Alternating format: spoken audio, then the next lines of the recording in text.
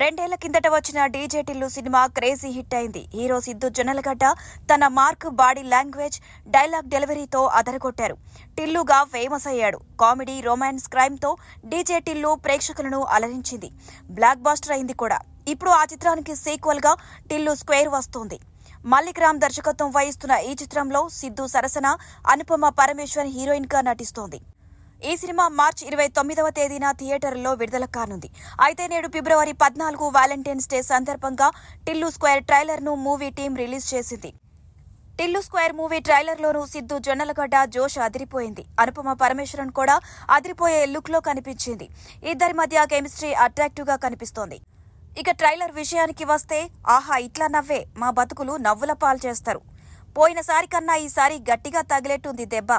టిల్లు అనేటోడు normal human being అయితే కాదు, నేనొక కారణ జన్ముణ్ణి అన్న డైలాగులు నవ్వు పుట్టిస్తున్నాయి. ఇలా ట్రైలర్లో కొన్ని డిఫరెంట్ డైలాగ్స్ ఉన్నాయి. మొత్తంగా లిల్లీ వల్ల టిల్లు చిక్కుల్లో పడినట్లు ట్రైలర్లో మేకర్స్ చూపించారు. టిల్లు కారణ జన్ముడని, లేడీస్ సమస్యలన్నీ తల మీదికి తెచ్చుకుంటాడంటూ చెప్పే డైలాగ్తో ట్రైలర్ ముగుస్తోంది.